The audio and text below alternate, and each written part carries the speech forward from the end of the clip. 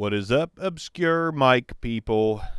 It's Bark coming at you with a vintage microphone, a vintage condenser microphone. It is the Sony ECM23F, a very vintage battery or phantom powered condenser microphone. I think John Lennon might have used this microphone. This might have been one of his go-tos on an album or two. But anyways, my heater just kicked off, so off-axis noise rejection there. ECM23F from Sony. I'm going to show you some B-roll real quick. Let's check that out, and then we'll continue on with the mic. All right, let's take a look at the Sony ECM23F. Got an all-metal body, metal mesh grill, black in color. Got a music and voice mode. You switch back and forth on that by turning the dial. You can unscrew the Sony ECM23F bottom to reveal a 10 decibel pad and a battery compartment. So you can use 48 volts phantom power, or you can use a AA battery. Honestly, pretty convenient for devices that don't have phantom power. But as you can see, not girthy, not big, built very well. All in all, pretty cool vintage mic. Okay, so first things first, we're talking in music mode. I'm going to go ahead and switch that over just so you can get a taste of Voicel Mode. I'm going to tween it over so you can get a hint of Voicel Mode. There we go. Now we've got the vocal mode on. Loses a lot of that muddiness in low end, but it does lack a lot of low end as well. Either way, we'll probably do most of this in vocal mode, but I'll try to switch back and forth because I feel like both flavors are very distinct. Back to music mode we go. Let's first talk about what you can expect to pay for this. About $100 if you find it used. I don't remember how much I paid for it, but it's on its way out of here for roughly $100. I also have another Sony microphone, very much like this one, that'll also be on the channel somewhat soon. But without further ado, let's put it through the paces. Plosives, probably going to be really bad. Peter Piper picked a peck of pickle pineapple pizza. Peter Piper picked a peck of pickle pineapple pizza. When you get right on top of the microphone, this is what it sounds like when you're right on top of it. Now let's go to Voicel Mode, and do the same test. Peter Piper picked a peck of pickle pineapple pizza. Peter Piper picked a peck of pickle pineapple pizza. When you get right on top of the microphone, this is what it sounds like when you're right on top of the 23F.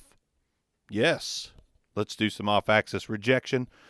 I'm going to go back to the muddier mode there. I kind of like that just, you could do it on the fly just like that without anybody even noticing. Like, I sing bright like an angel and then deep like the devil. And 90 degrees off-axis rejection. Fabulous off-axis rejection for a condenser from what I can tell. Like, ultra fabulous. 180 degrees on the microphone. Real good there as well. 90 degrees again.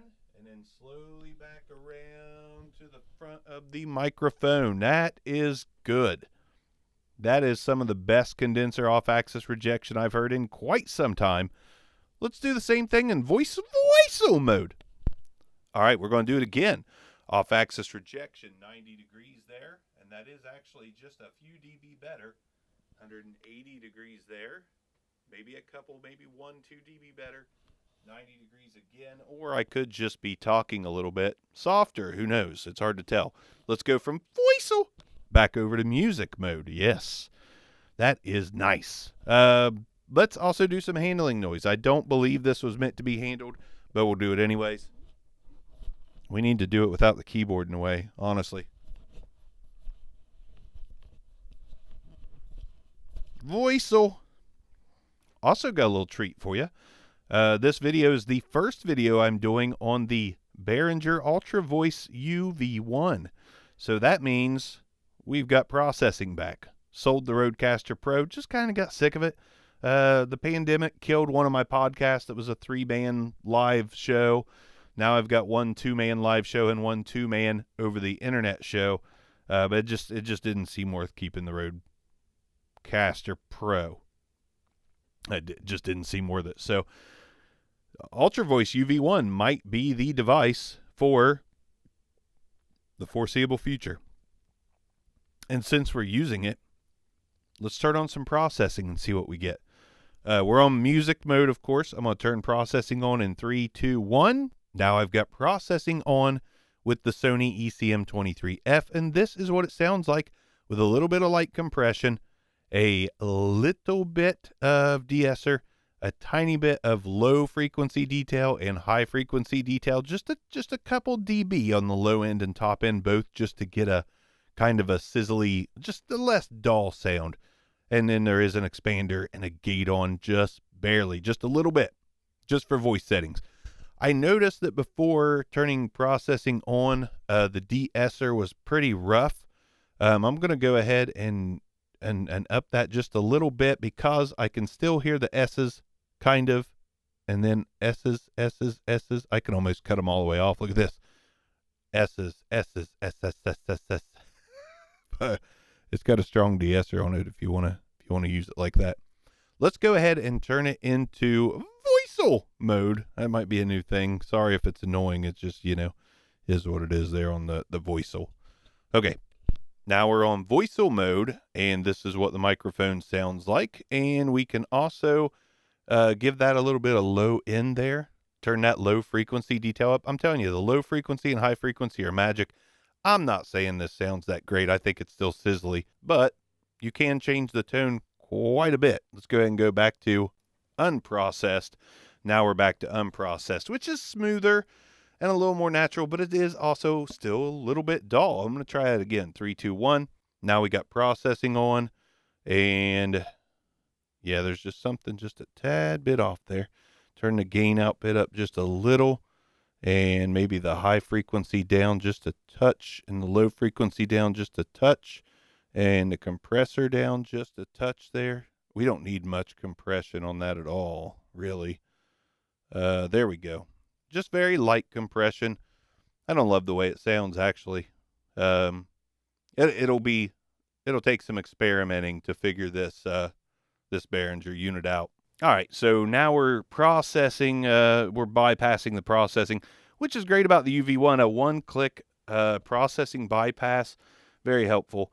But yeah, Sony ECM23F. This is what it sounds like. Again, going to switch over to the music mode again. That way you get that low end back. It's very, this is very muddy, but it just, I hate not having any oomph at the bottom in Voicel mode.